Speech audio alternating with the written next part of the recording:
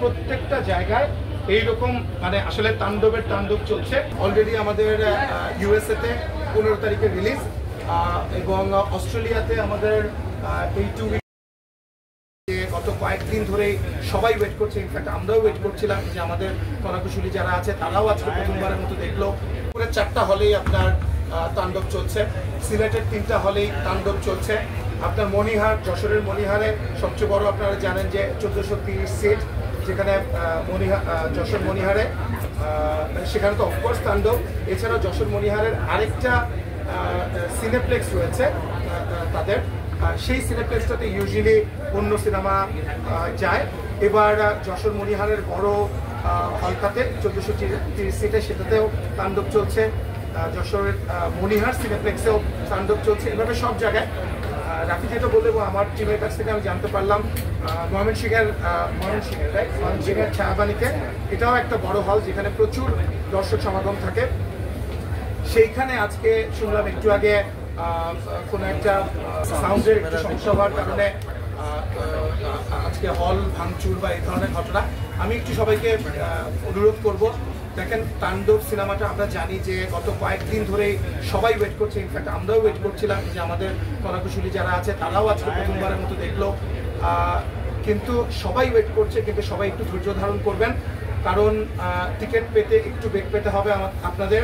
এবং যে কোনো কারণেই হোক না কেন আপনারা একটু ধৈর্য ধারণ করবেন। আপনারা এর আগেও আমরা দেখেছি যে মধুমিতা সিনেমা হলে আজকেও তালা ভেঙে যেরকম ঢোকা হয়েছে। আপনারা একটু নিয়ম শৃঙ্খলা মেনে একটু আপনাদের ধৈর্য ধারণ করে আপনার তাণ্ডব সিনেমাটা দেখেন এবং কোনো ধরনের হলের কোনো ধরনের ক্ষতি আপনারা করবেন না, এটা আপনাদের কাছে অনুরোধ রইল। এবং আপনাদেরকে যদি আজকে প্রথম দিন তারপরে বিদেশি মুক্তি যদি বলেন, আমার মনে হয় বিদেশি মুক্তির ব্যাপারটা আমি চট করে একটু বলে ফেলি।